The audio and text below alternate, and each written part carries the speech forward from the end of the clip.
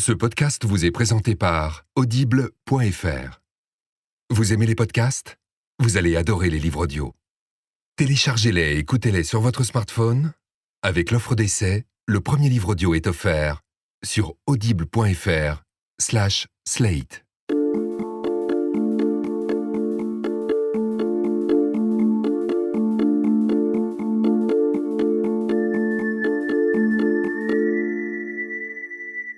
J'ai toujours été fascinée par une histoire contenue dans les études sur l'hystérie de Freud. C'est l'histoire de Lucy R., une jeune gouvernante anglaise, travaillant chez un bourgeois de Vienne. Il est veuf, patron d'usine, et elle s'occupe de ses enfants.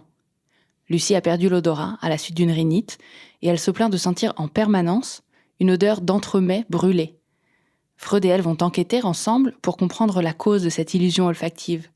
Grâce au travail analytique, Lucy va se souvenir d'une scène lors de laquelle elle a fait brûler des entremets, et l'odeur de brûlé va disparaître avec le souvenir de la scène retrouvée. Mais une nouvelle odeur la submerge alors, de cigare cette fois-ci. Là encore, le travail analytique va permettre de dévoiler le souvenir oublié d'une scène associée à l'odeur de cigare. C'est le jour où Lucy, amoureuse de son patron, s'était rendu compte que lui-même ne l'aimait pas. C'est cette douleur traumatique qui avait généré ces illusions olfactives. Cette histoire m'a toujours fascinée dans ce qu'elle dit de notre capacité à enfouir les souvenirs, à fonctionner malgré les traumas, à trouver des expédients au malheur. Pour cet épisode, dans Transfert, l'histoire de Marion, une histoire de souvenirs et de douleurs, signée Alexandre Moniol.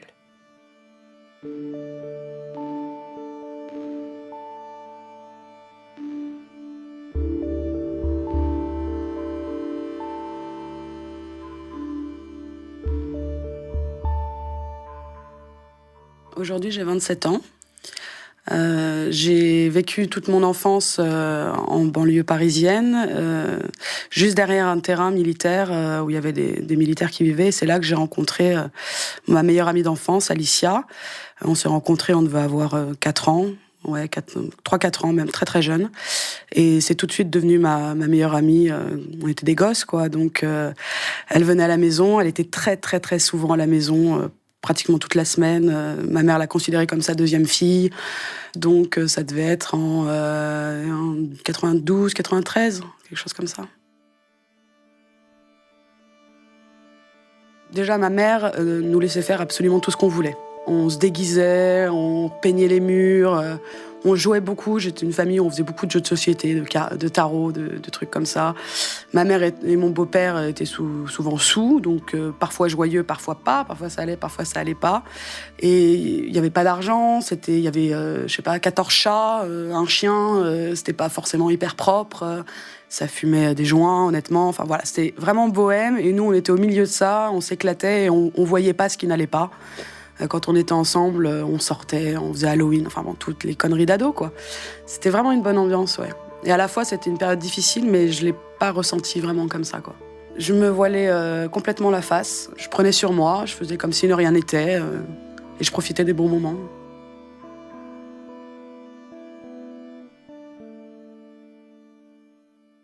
C'est à ce moment-là, vers 12 ans, où l'ADSL a fait son apparition. Et il y avait le premier chat de l'époque qui s'appelait Caramel, je pourrais pas l'oublier. Sur Caramel, j'avais un pseudo, alors je me souviens très bien pourquoi je l'ai choisi. Je m'appelais, c'est ridicule, hein. Je m'appelais Ecstasy75. Ecstasy écrit comme extase, XTA, voilà. Donc, c'est parce qu'il y avait la drogue, l'ecstasy, et puis l'ecstasy sexy, 75 Paris, alors que j'habitais pas à Paris. Je m'appelais Alexandra, j'avais 18 ans, je faisais des photos de mannequinat, enfin bon, n'importe quoi. J'avais 12 ans quand j'ai commencé à faire ça.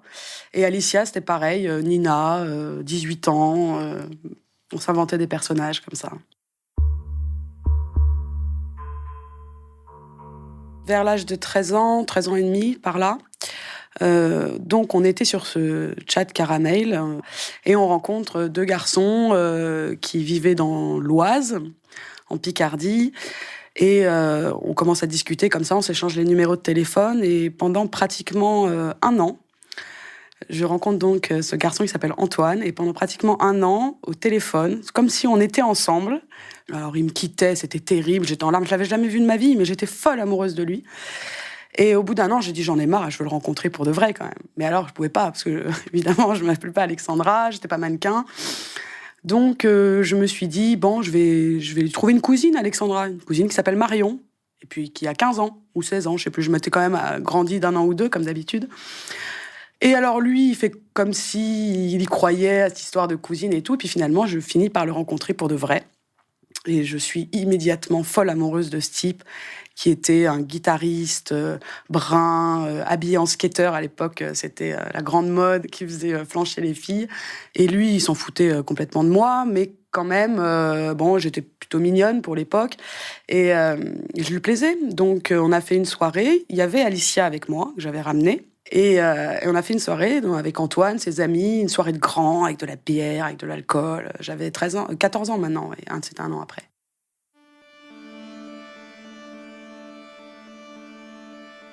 Puis on a fini un jour par faire une soirée que tous les deux, et on a bu beaucoup de rhum, beaucoup d'alcool, et on a fait l'amour pour la première fois. C'est-à-dire que c'était avec lui que j'ai perdu ma virginité. C'était fou, c'était l'homme que j'aimais vraiment plus que tout, et c'était une belle première fois. J'étais franchement dans un état de plénitude, de bonheur, c'était agréable, ça n'a pas duré très longtemps, voire très très peu de temps, mais j'en ai un souvenir extraordinaire. Ouais. Et à ce moment-là, je me sens vraiment grande, adulte, ça y est, je suis une femme, quoi. À l'époque, j'aime boire. J'aime l'effet que ça fait. Je pense que c'est déjà à partir de ce moment-là que je me rends compte que j'aime être dans un autre état. Et très bizarrement, moi, le fait de boire ne m'a jamais perturbée, ne m'a jamais fait penser « Oh, tu peux finir comme ta mère, tu peux... » Vu que je ne voyais pas l'alcoolisme de ma mère, je ne pouvais pas avoir peur pour moi-même à ce moment-là.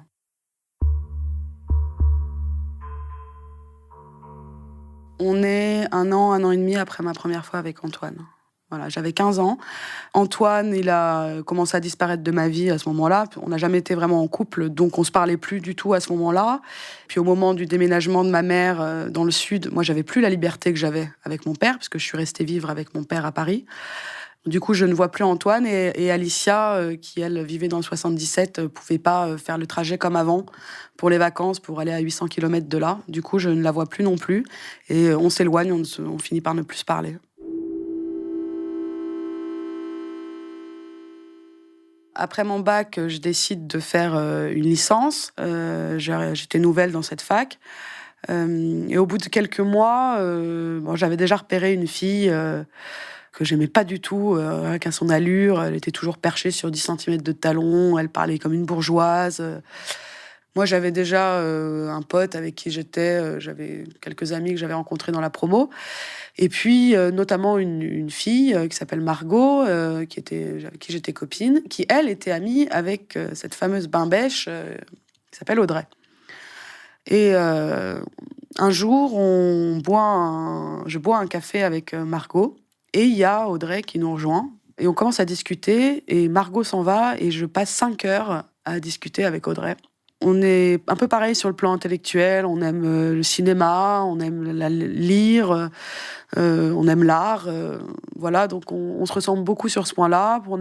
Puis elle, que je voyais comme une bourgeoise qui parle un peu comme ça.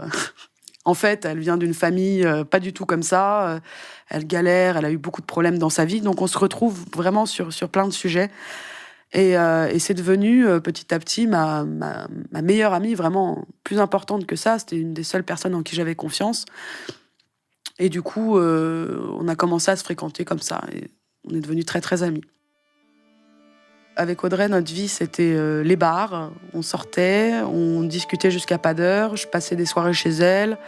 Et on faisait tout ce qu'on faisait à cet âge. On allait en cours, on passait nos examens, on trichait aux examens ensemble. Alors on a tout fait, on s'échangeait les brouillons, on écrivait sur les cuisses avec les jupes.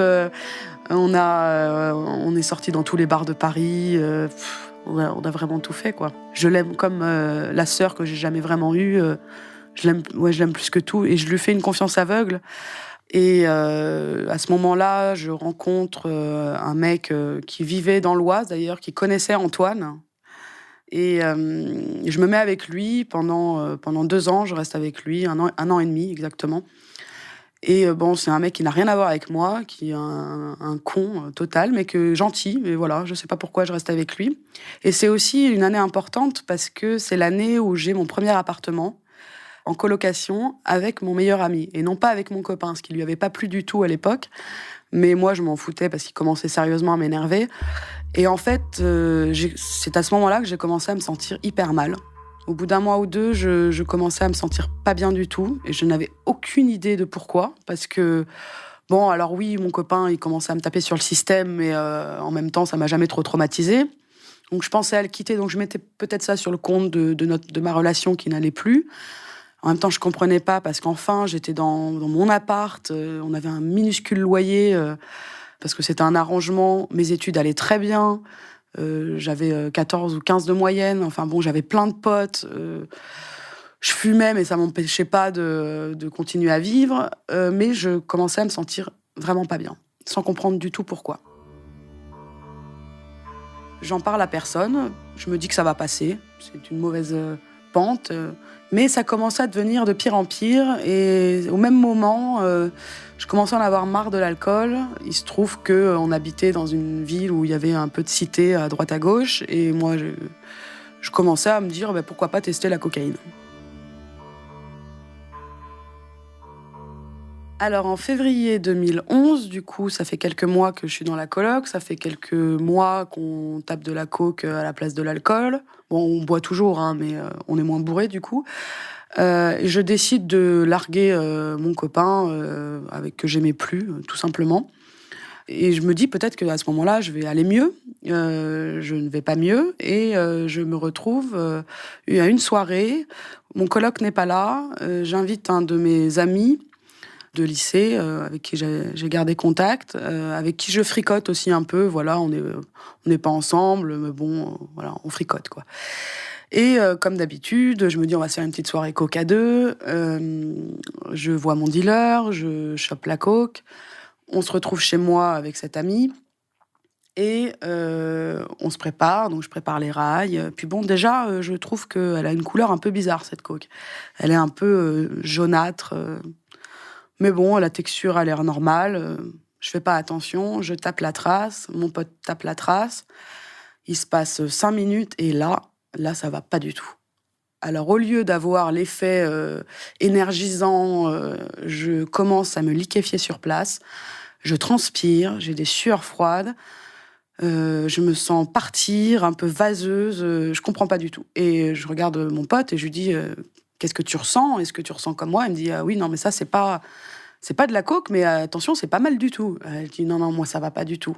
En fait, j'ai eu peur parce que je m'attendais à des effets et j'ai eu les effets complètement inverses. Il se trouve que je connaissais un ami qui habitait en Bretagne à l'époque et qui connaissait très bien les drogues, je le savais, et je savais qu'il avait déjà tout essayé. Donc, voyant le bad trip arriver de plus en plus, je lui passe un coup de fil. Je dis, écoute, il faut que tu m'expliques. On a tapé...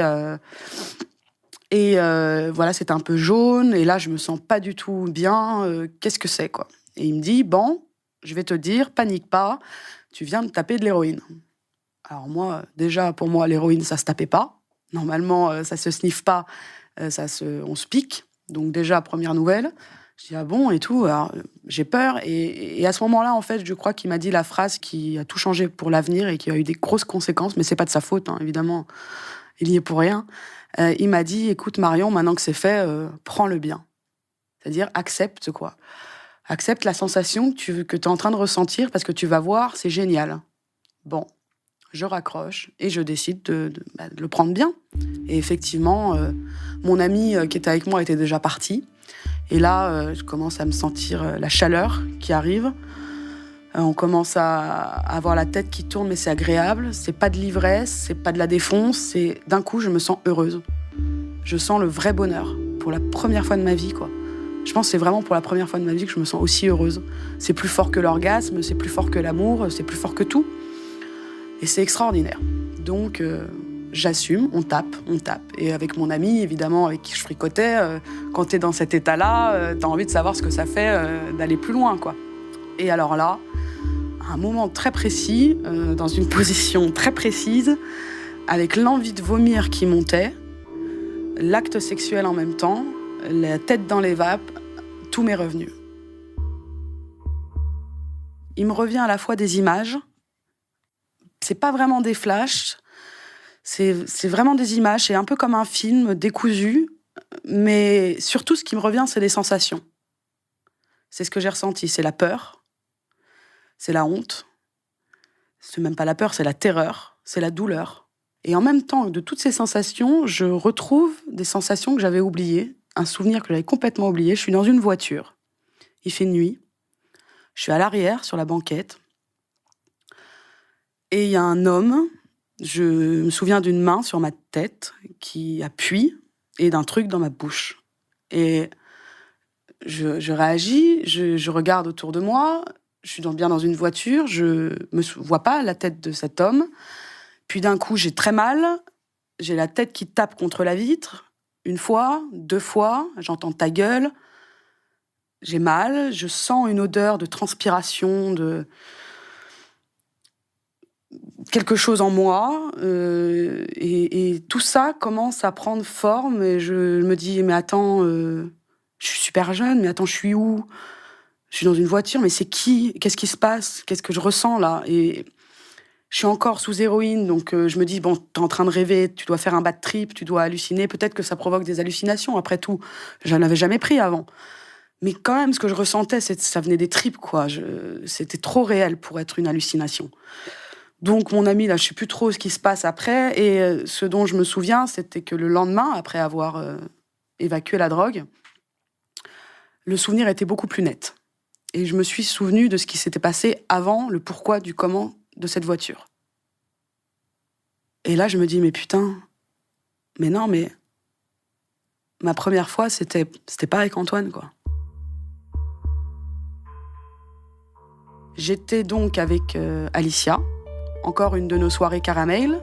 Cette fois-ci, on avait bu une bouteille de whisky, et j'avais 12 ans. Sur caramel, Nina, Alexandra, il est peut-être minuit, 1h du matin, et on rencontre 2 hommes, italiens, 25 ans, et on parle pendant peut-être 1 heure.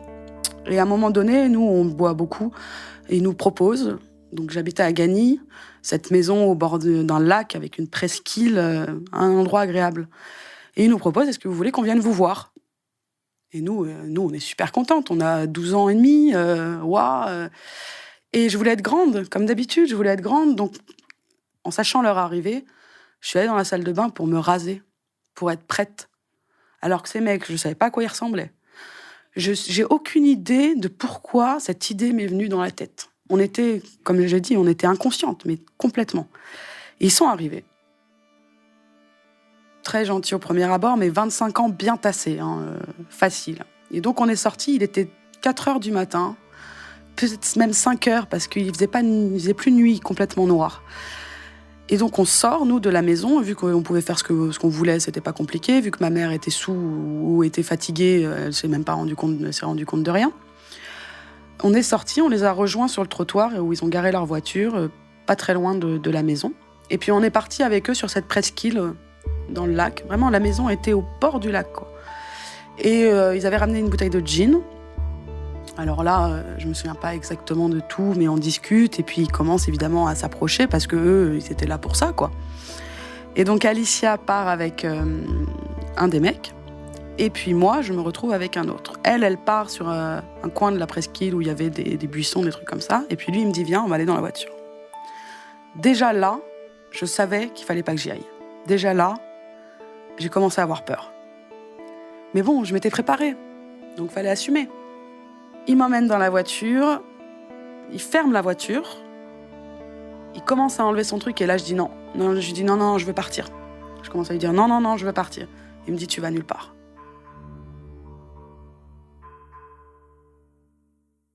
Je sais pas combien de temps exactement ça a duré. Pardon. Mais voilà, je sais qu'au bout d'un moment, je suis sortie de la voiture et Alicia était déjà rentrée dans la maison. J'ai pas regardé en arrière, j'ai regardé nulle part.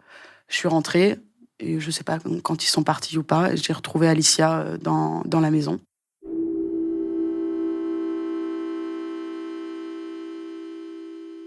Et après, je me suis dit, ah oui, c'est peut-être pour ça que t'as pas saigné avec Antoine.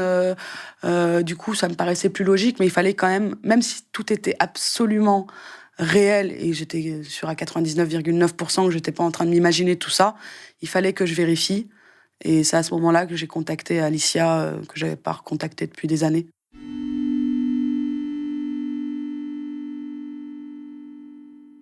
Je pense que c'est le lendemain ou le surlendemain, enfin très peu de temps après que le souvenir soit de plus en plus précis. Donc, c'était sur Facebook, j'étais dans ma chambre, dans mon appart, et je la contacte sur l'ancien Messenger, quoi, de Facebook, et je lui dis: «Salut, c'est Marion, ça fait des années qu'on ne s'est pas parlé, mais écoute, là, c'est très important, il faut que je me souvienne de quelque chose. Enfin, je suis en train de me souvenir de quelque chose, mais je veux savoir si c'est vrai, si je rêve pas, etc.»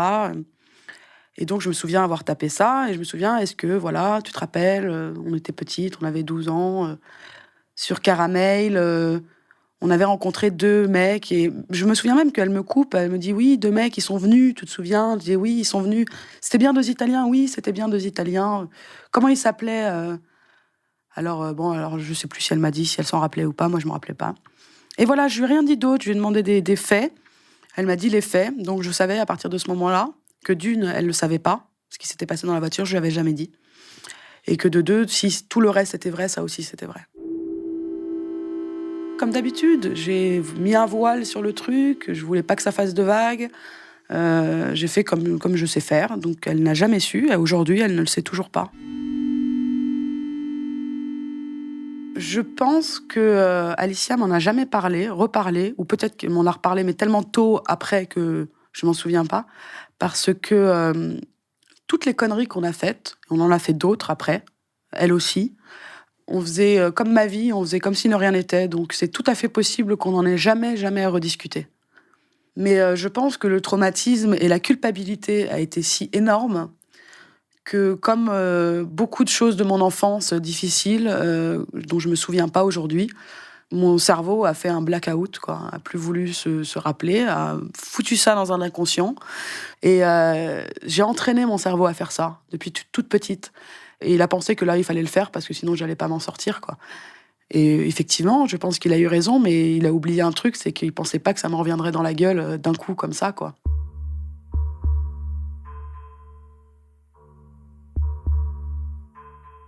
Alors, après quelques jours où, bon, ben, ça y est, une fois que je sais que c'est vrai, plus les jours passent, plus c'est net. Plus c'est présent, plus c'est réel, et surtout, c'est impossible à oublier. C'est-à-dire qu'on a pu oublier une fois, mais tu vois, ça marche pas, on peut pas oublier une seconde fois. Non, non, ça, c'est une fois que c'est fait, c'est fait. Et là, le problème, c'est que je dors plus, même pas dormir, c'est-à-dire que je peux plus fermer les yeux. Dès que je ferme les yeux, l'image, les images, les ressentis reviennent immédiatement. C'est invivable.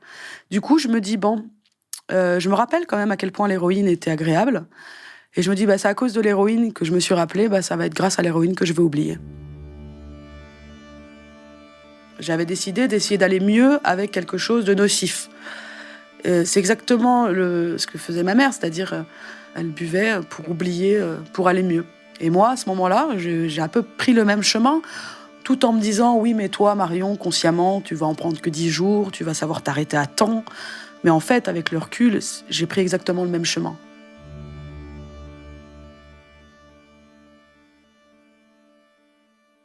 Je décide donc de prendre de l'héroïne, hein, voilà, comme on prend un petit café le matin. Je fais ma petite trace, je la prends, et là, ça y est, je revis, quoi. Et je commence donc à en prendre pendant 10 jours. Et au bout de 10 jours, je me dis, non, de toute façon, quand même, c'est de l'héroïne, quoi. C'est pas un joint. C'est même pas de la coke, quoi, parce que la coke, moi, j'ai jamais été dépendante. Non, non, c'est de l'héroïne. Fais attention. Donc, je dis, bon, j'arrête. Et première nuit, en plus, c'était première nuit, c'est-à-dire que j'en avais pas en rab, c'était ma dernière. Et alors là, je passe la pire nuit de toute ma vie, quoi. C'est vraiment, j'ai jamais ressenti ça de ma vie. Le manque, je pense que c'est à ce moment-là qu'on se rend compte que l'héros, c'est pas génial et que ça dissuade beaucoup. Le manque, c'est la pire douleur que j'ai jamais ressentie. C'est à la fois physique, comme si on enfonçait des des millions et des millions de petites aiguilles dans les os. Chaque articulation grince, chaque articulation est douloureuse.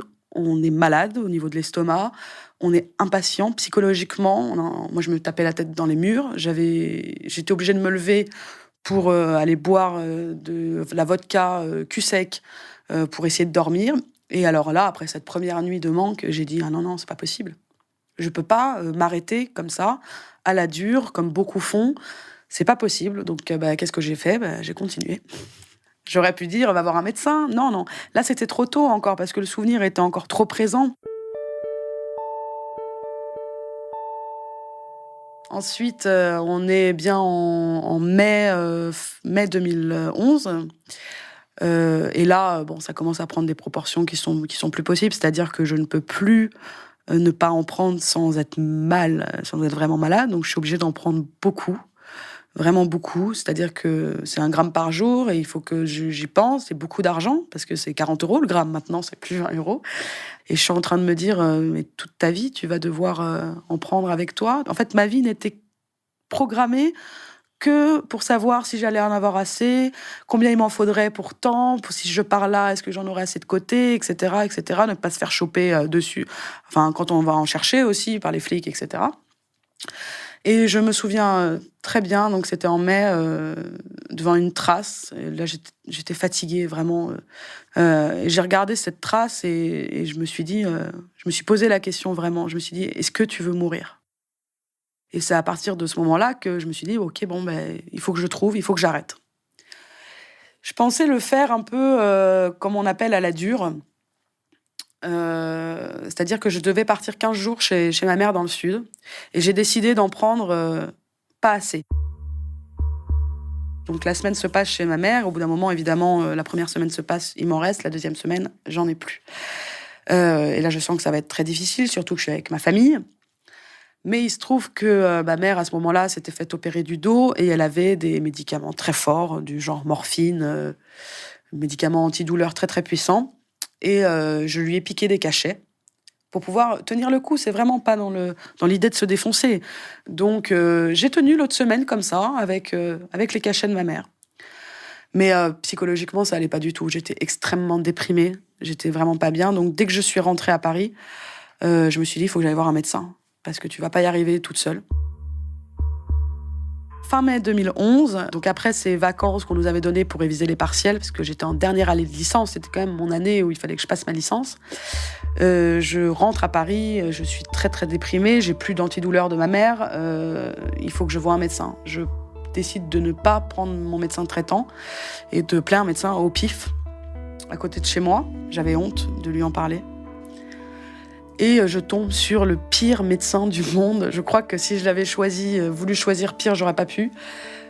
J'ai pas d'autre mot, un vieux connard, vraiment, qui dès que je lui ai annoncé pourquoi j'étais là, m'a regardé comme une merde, vraiment comme une junkie, comme j'étais plus que l'ombre. Voilà, il m'a regardé vraiment très mal. C'était très très douloureux. Et il m'a dit non mais de toute façon, moi je vous donne pas de Subutex. Le Subutex c'est un substitut.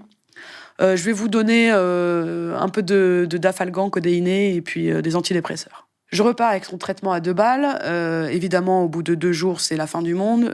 Ça va pas du tout. Les antidépresseurs, c'est l'effet inverse. C'est-à-dire que dès qu'ils s'arrêtent, pour le coup, j'ai vraiment envie de me suicider. Donc je dis, ça peut pas continuer. Je vais appeler mon médecin traitant.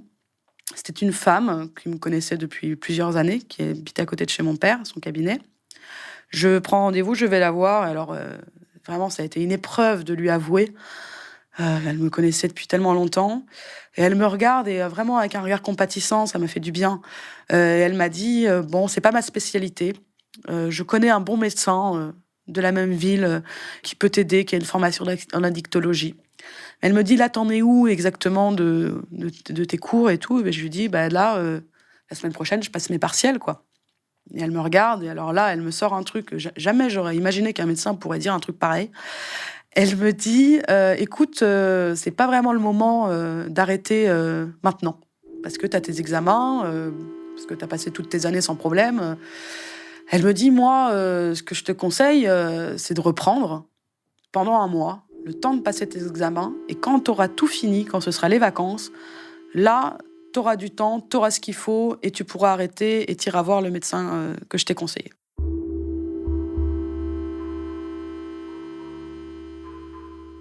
Je l'ai écouté et j'ai réussi mes examens. Et une fois que ça a été terminé, j'ai été voir ce fameux médecin qu'elle m'avait conseillé, qui est un type formidable. J'ai eu un traitement donc de juin 2011 à novembre 2011, graduellement, c'est-à-dire qu'on prend du Subutex. J'ai commencé à 2 fois 8 mg par jour. Et progressivement, je descendais. De ma volonté, d'ailleurs, il me félicitait beaucoup pour ça. Il trouvait que vraiment, il y a des gens qui restent 2-3 ans sous Subutex, même qui n'arrêtent jamais. Et il me disait, et moi, toutes les semaines, je voulais réduire un coup, je voulais réduire un coup. Et là, je me suis impressionnée moi-même, et en même temps, on peut pas être fier de ça, donc c'est très ambivalent. Je me suis impressionnée moi-même en me disant, t'as de la volonté, parce que j'ai jamais pensé que j'avais de la volonté, moi qui suis une flemmarde totale. Et toutes les semaines, je réduisais, jusqu'au mois d'octobre 2011 où il y avait plus de Subutex. D'ailleurs, j'ai toujours sur moi, dans mon portefeuille, le dernier cachet de Subutex. C'est l'emballage, oui, c'est l'emballage du cachet. J'ai pris le cachet et j'ai gardé l'emballage. Encore aujourd'hui, je l'ai sur moi. C'est comme un totem pour me dire, tu vois, t'as réussi. Et en fait, je l'ai annoncé à tous les gens que je connaissais à partir du moment où j'avais arrêté. Du coup, je lui annonce à Audrey qu'il le prend plutôt bien. Elle me dit tout de suite, évidemment, « Ah, mais oui, je comprends mieux. » Moi, tu parles, elle avait jamais rien remarqué. Mais elle a fait comme si, elle se posait des questions, tout ça. Et effectivement, je dois l'avouer qu'elle m'a beaucoup, beaucoup aidée pendant le sevrage, parce qu'il a été long. Et elle a toujours été là. J'allais chez elle à n'importe quelle heure.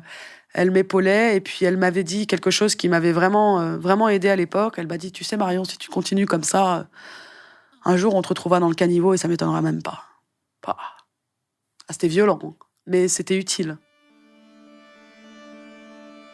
Bon, ça ne veut pas dire qu'une fois qu'on arrête d'en prendre et une fois qu'on arrête le traitement, on n'y pense plus. C'est-à-dire qu'à chaque fois que j'avais un truc qui allait pas, je pensais à l'héroïne. À chaque fois que j'étais pas bien, j'y pensais, ça revient, on a envie.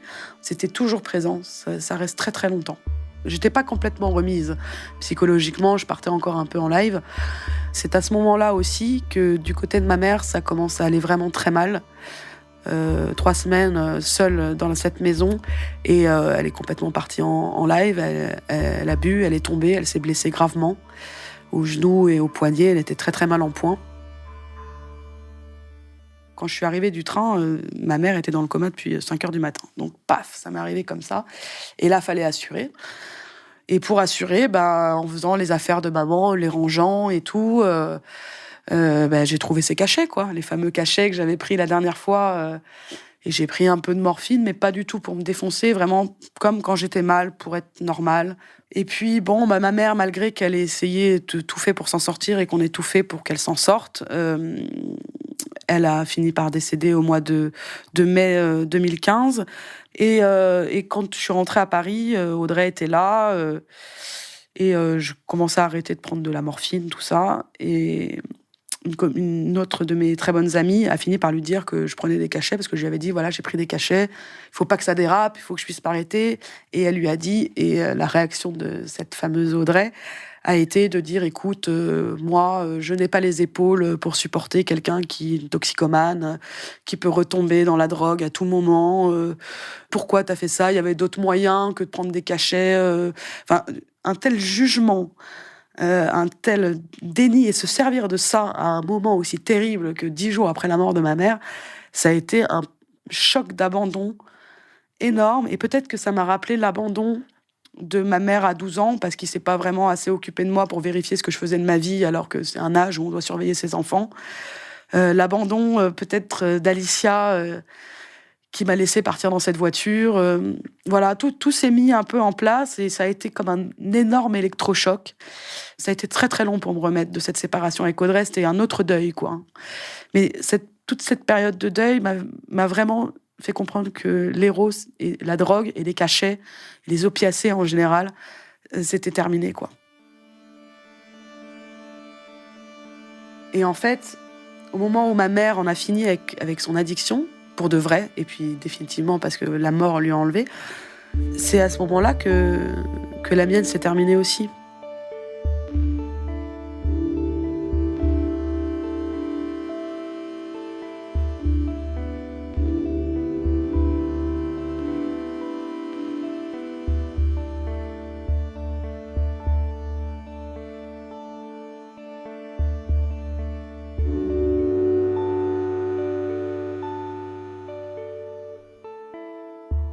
C'était un épisode d'Alexandre Moniol sur une musique de Maxime Daoud.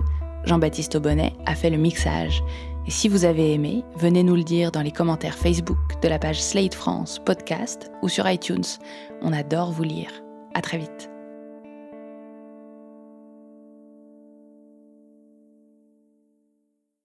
Ce podcast vous a été présenté par Audible.fr. Vous aimez les podcasts ? Vous allez adorer les livres audio. Téléchargez-les et écoutez-les sur votre smartphone. Avec l'offre d'essai, le premier livre audio est offert sur audible.fr/slate.